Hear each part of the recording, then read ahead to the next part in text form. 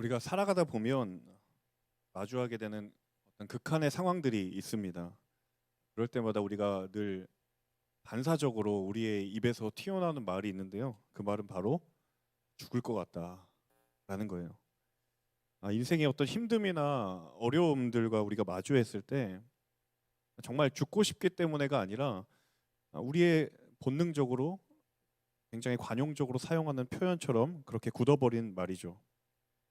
그런데 참 힘든 상황과 또 고통스러운 상황이 사실 언제든지 우리 눈앞에 찾아올 수 있고 더 나아가서는 그 상황이 바로 나에게도 찾아올 수 있다는 것을 우리는 알고 있습니다.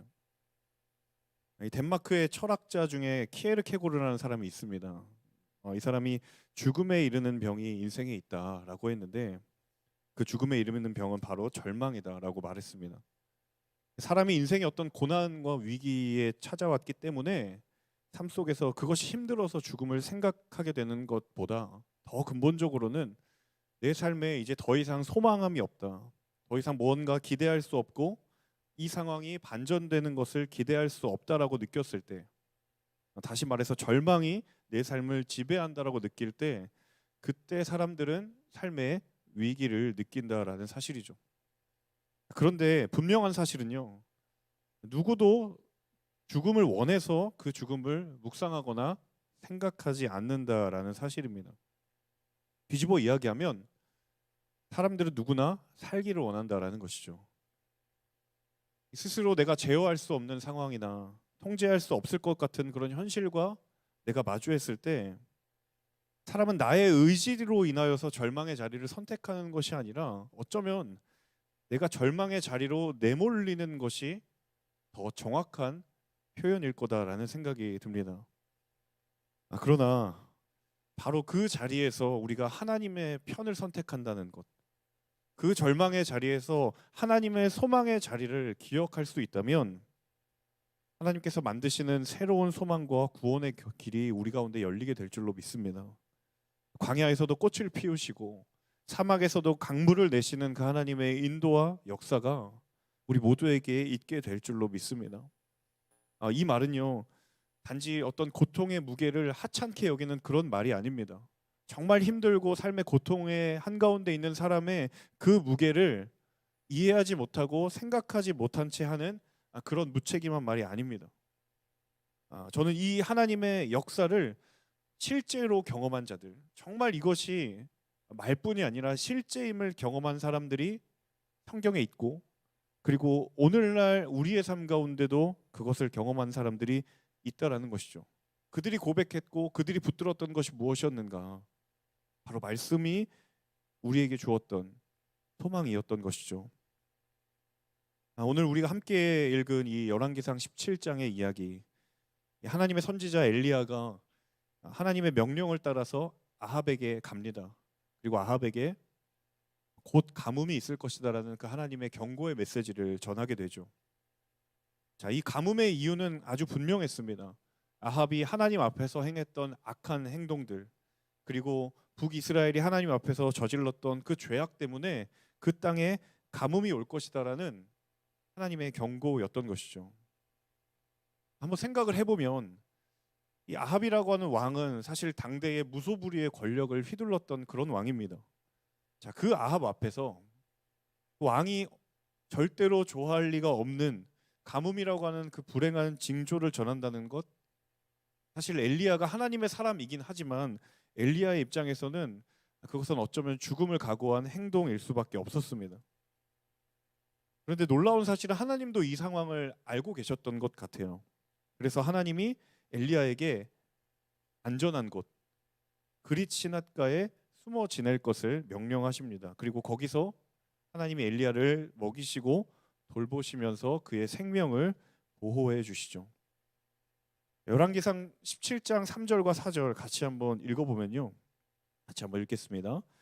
너는 여기를 떠나 동쪽으로 가서 요단강 그릿 시냇가에 숨어 지내라. 그리고 너는 그 시냇물을 마셔라. 내가 까마귀들에게 명령해 거기 있는 내게 먹을 것을 가져다 주게 하겠다. 굉장히 의아스러운 표현이 한 가지 나옵니다. 바로 까마귀라는 단어예요. 일반적으로 먹이를 가져다가 주는 새로 알려져 있는 동물 중에 까마귀는 속해 있지 않은 동물입니다. 까마귀는 일반적으로 자기 새끼에게도 먹이를 주지 않는 대표적인 새로 알려져 있습니다. 식욕이 왕성한 새로 알려져 있기 때문에 먹이를 나르는 동물에는 해당되지 않는 동물 중에 하나가 바로 까마귀입니다. 그런데 본문에서는 바로 그 까마귀를 통해서 지치고 고뇌 있는 엘리야를 하나님께서 먹이시겠다, 그 일을 이루시겠다라고 이야기를 하신다라는 거죠. 과연 이것이 무슨 의미인가? 왜 하나님은 까마귀를 사용하시는가? 하나님은 절망조차도 은혜의 도구로 사용하실 수 있는 분이시기 때문입니다. 자, 까마귀가 왔을 때 까마귀가 그 일을 한다라는 것은 사람의 생각으로는 상상할 수 없는 일입니다. 아무리 하나님의 말씀이지만 까마귀들에게 명령해 먹을 것을 가져다 주겠다라고 하는 말은 사람의 눈에 보기에는 굉장히 비현실적인 이야기고 불가능한 말 자체로 들릴 수밖에 없었던 거예요. 그런데 그 하나님이 그럼에도 불구하고 지금 그 일을 이루시겠다라는 것입니다. 여러분, 하나님은 생명을 주관하시는 분이십니다. 그리고 하나님은 소망의 자리를 주관하시는 분인 줄로 믿습니다. 자, 불가능해 보이는 상황, 가능할 수 없다라는 그런 통로를 통해서도 생명을 살리시는 일을 하시고 엘리야에게 다시 생명을 주시고 그 생명을 보호하시는 그분이 우리 하나님이시고 또 우리가 붙드시는 소망의 근원이라는 사실입니다. 여러분, 이 하나님을 기억하시고 또 이 사실이 우리에게 소망이 될 수 있기를 주님의 이름으로 축복합니다. 얼마 지나지 않아서 하나님의 말씀대로 정말 그 땅에 기근이 찾아왔습니다. 그리고 하나님께서 엘리야에게 또 다른 명령을 주시죠. 열왕기상 17장 9절인데요. 하나님께서 이렇게 이야기를 하십니다. 너는 일어나 시돈의 사르밧으로 가서 지내라. 그리고 그곳에 있는 한 과부에게 하나님이 엘리야에게 먹을 것을 주라고 명령해 두었다라는 말씀을 주십니다. 이 시돈의 사르밧, 시돈 지방에 속한 사르밧이라는 마을을 뜻하는 건데요. 이 시돈이라는 지역은요, 바로 이 아합의 온갖 영적인 범죄를 종용했던 그 아합 왕의 아내였던 이세벨의 고향이 바로 시돈입니다. 당연히 이방 땅이었고요. 뿐만 아니라 이 지역은 바알 숭배의 본산이라고도 알려져 있습니다. 자, 그곳에 지금 하나님께서 엘리야를 보내신 거예요. 누군가의 보호가 있지 않고서는 이 엘리야가 위험을 감수할 수밖에 없는 상황에 처한다는 것을 의미하는 것이죠. 하나님의 보호하심이나 혹은 누군가가 엘리야를 돕지 않으면 바알 숭배의 본산이라고 할 수 있는 사르밧에 간다라는 것은 굉장히 위험천만한 일이었다는 거죠. 그런데 더 이상해 보이는 점은 무엇이냐면 엘리야에게 하신 하나님의 명령이에요. 사르밧에 사는 한 과부가 너를 돌보게 될 것이다. 자, 누가 돌보냐고 이야기를 하냐면 과부가 엘리야를 돌보게 될 것이다라고 이야기합니다. 당시에 과부라고 하는 이 신세는 사회에서 가장 생계의 위험에 노출되어 있었던 사람입니다.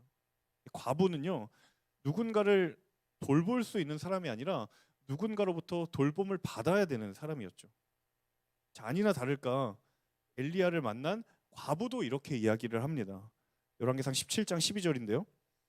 당신의 하나님 여호와께서 살아계심을 두고 맹세하는데 제게 빵은 없고 통에 밀가루 한 줌과 병에 기름이 조금 있을 뿐입니다. 제가 나뭇가지를 주어 집에 가서 저와 제 아들을 위해 음식을 만들어 먹고는 죽을 생각이었습니다. 하나님은 엘리야에게 사르밧에 있는 한 과부가 너를 도울 것이라고 이야기했지만 이 과부는 엘리야를 도울 수 있는 형편이 안 되는 거예요. 오히려 음식을 먹고 자기 아들과 죽을 생각하고 있었던 그런 불행한 사람이었다라는 거죠. 하나님께서 위험천만한 곳에 엘리야를 보내신 것도 사실은 납득이 잘 안 되죠. 자, 누군가를 돌볼 수 없는 과부를 통해서 엘리야를 먹이시겠다라는 하나님의 약속, 사람의 입장에서는 이해하기 어려운 약속입니다. 자, 100번 물러서서 자, 거기까지 믿고 순종할 수 있다라고 쳐도 엘리야가 과부에게 찾아오자 이 과부가 한 말이 무엇이었냐면 내가 가진 것이 없다. 당신을 먹일 만한 것이 없다. 나는 우리 아들과 죽을 생각하고 있었다라는 거예요. 살다 보면 이런 생각 들 때 있죠. 하나님, 정말 이번만큼은 하나님 당신이 틀렸습니다.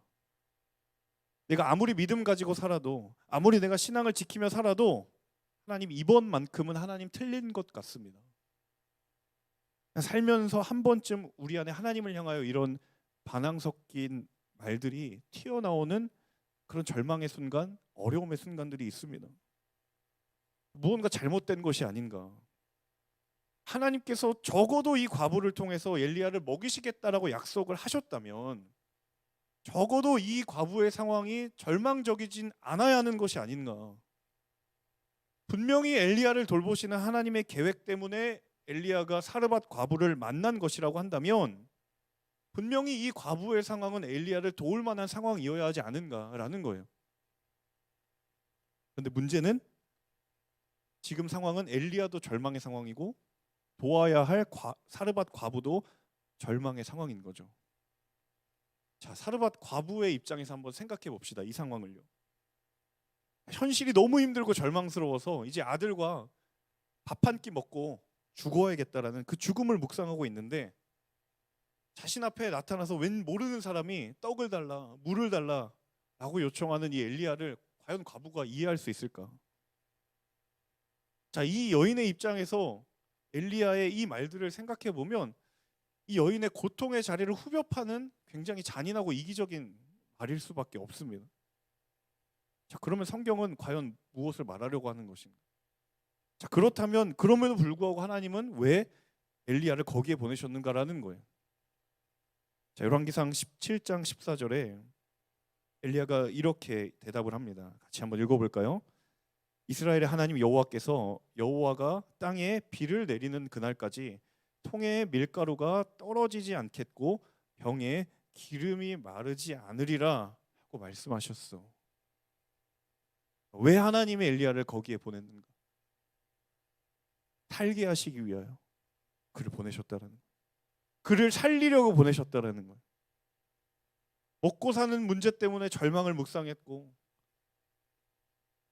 차별인지 이혼인지 알 수 없지만 왜 이 여인이 과부가 되었는지 그 이유에 대해서는 말하지 않지만 과부라는 사회적인 낙인이 찍힌 절망 때문에 이 여인이 죽음을 생각할 때 하나님께서 엘리야를 통해서 이 여인에게 살 소망을 주시고 이 가정에게 생명을 불어넣어 주신 사실은 누구도 산 소망을 품을 수 없지만 하나님의 생명의 계획이 분명히 이 가정에 있었고 그리고 엘리야를 통해서 이 여인에게 하나님의 계획을 말씀하시는 것. 여러분, 사람이요 절망에 빠져 있을 때 내게 절망을 안겨다주는 100명의 사람이 있어도 내가 정말 마음을 의지하여 기댈 수 있는 한 사람만 있으면 우리는 거기에서 소망을 얻고 또 위로를 공급받습니다. 인간은 그런 존재예요. 하나님께서 엘리야를 그리고 사르밧 과부를 이 두 사람이 만나게 하신 이유도 바로 이것입니다. 가장 먼저는 사르밧 과부를 통해서 엘리야를 먹이시려는 하나님의 계획이기도 했지만 사실은 무엇인가 엘리야를 통해서 사르밧 과부의 가정을 회복시키려고 하시는 하나님의 계획이 있었다라는 거예요.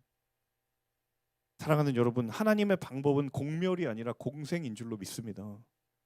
자, 엘리야를 선지자로 부르시고 사르밧 과부가 그 선지자 엘리야를 만나게 하시는 건 어떤 한 사람을 희생시키고 어떤 한 사람을 번민하게 만드는 것이 아니라 엘리야도 살게 하시고 사르밧 과부도 살게 하시는 하나님의 공생의 방법으로 모두에게 생명의 소망을 주시는 하나님의 계획 안에 있다는 사실을 기억하실 수 있기를 축복합니다. 절망의 상황에도 하나님의 소망의 여백은 여전히 존재하는 줄로 믿습니다. 엘리야도 그리고 사르밧 과부도 모두가 절망의 한가운데 있다 할지라도 하나님은 당신의 방법으로 모두를 살리시는 우리의 소망 되시는 하나님이신 줄로 믿습니다.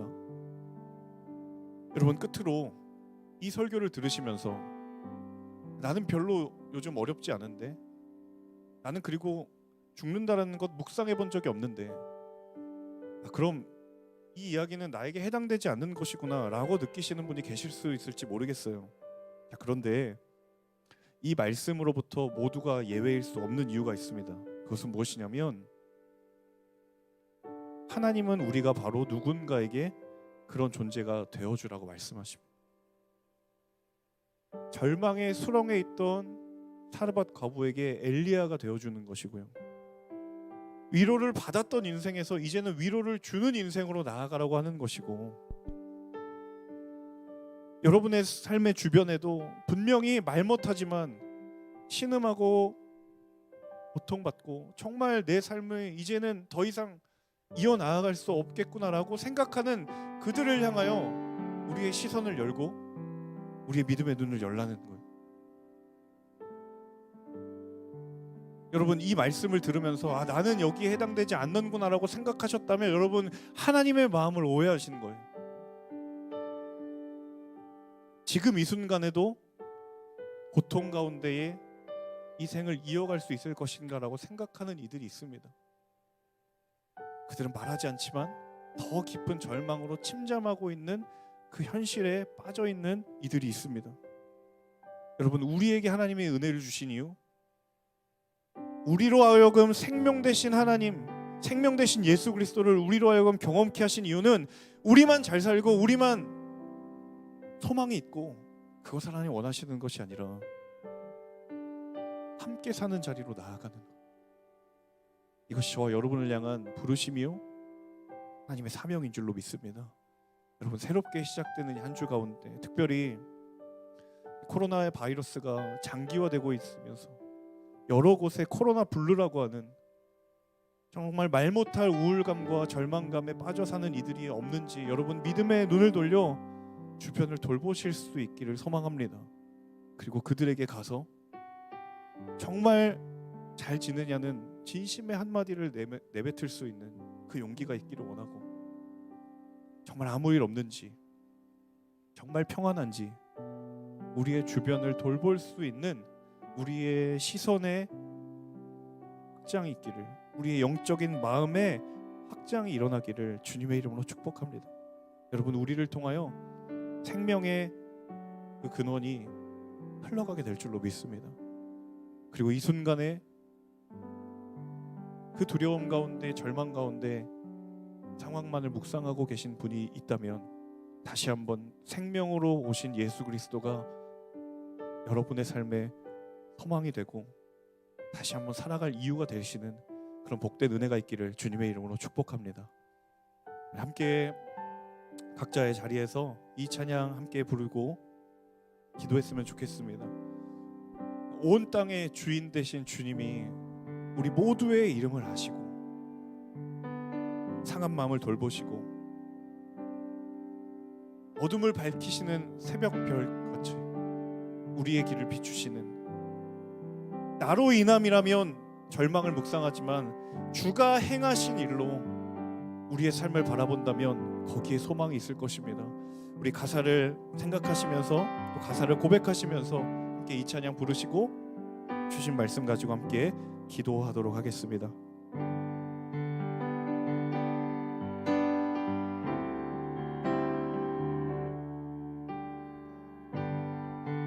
주인 되신 주님이 내 이름 아시며 상한 맘 돌보네, 어둠을 밝히시는 새벽별, 방황하는 내 맘 주의 길 비추시네. 나로 인함이 아닌 주가 행하신 일로, 나의 행함이 아닌 오직 주로 인하여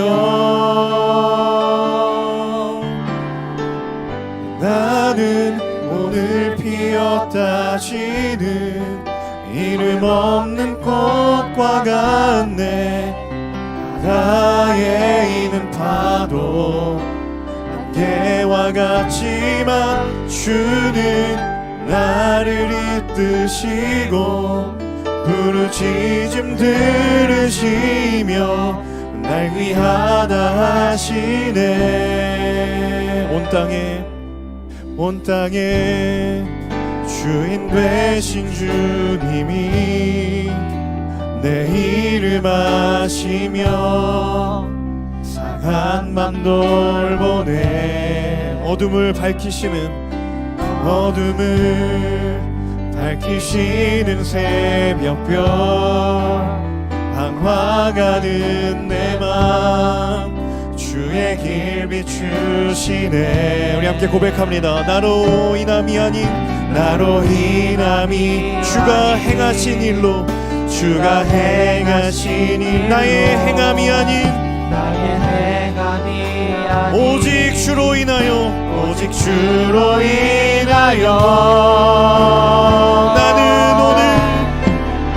나는 오늘 피었다 지는 이름 없는 꽃과 같네. 바다에 있는 안개와 같지만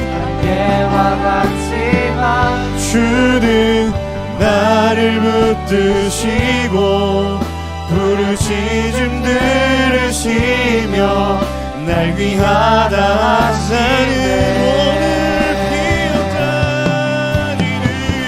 나는 오늘 피었다 지는 이름 없는 꽃과 같네. 바다에 있는 파도 안개와 같지만 주는 나를 붙드시고 부르짖음 들으시며 날 위하다 하시네. 나는 오늘 피었다 지는 이름 없는 꽃과 같네. 바다에 있는 파도 같지만 안개와 같지만 주는 나를 붙드시고 부르짖음 들으시며 우리 전심으로 고백하며 선포합니다. 나는 오늘 피었다 지는 이름 없는 꽃과 같네. 바다에 있는 파도 안개와 같지만 나를 붙드시고 부르짖음 들으시며 날 위하다 하시네. 나는 오늘 피었다 지는 이름 없는 꽃과 같네. 바다에 있는 파도 안개와 같지만 주는 나를 붙드시고 부르짖음 날 귀하다 하시는 주님께 우리 다시 한번 우리의 삶을 드리며 찬양하며 나아갑니다. 오늘 피었다 지는 이름 없는 꽃과 같네. 나의 이는 파도 안개와 같지만 주는 나를 붙드시고 부르짖음 들으시며 우리 마지막으로 다시 한번 고백합니다. 나는 오늘 피었다 지는 이름 없는 꽃과 같네. 나의 이는 파도 안개와 같지만 나를 붙드시고 부르짖음 들으시며 날 위하다 하시네. 이 시간 함께 기도하며 나아갈 때 하나님 이 땅 가운데 생명 되신 예수 그리스도의 충만한 임재가 있게 하여 주시옵소서. 죽음을 묵상하고 절망을 묵상하는 인생들이 빛 되신 예수 그리스도의 소망과 위로 가운데로 나아오는 역사가 있게 하여 주시옵소서. 하나님 복음의 자리 빛의 자리로 나아오는 그들을 소망하며 우리가 함께 기도할 때에 하나님 우리로 하여금 또한 부르시는 자리가 있습니다. 우리가 소외된 자리, 어두운 자리를 향하여 빛의 자녀로 우리를 부르셨으니 하나님 우리가 그 자리로 나아가 생명 되신 예수 그리스도의 통로가 되도록 주님 우리의 삶을 붙들어 주시옵소서. 함께 주신 말씀 붙들고 기도하며 나아가겠습니다.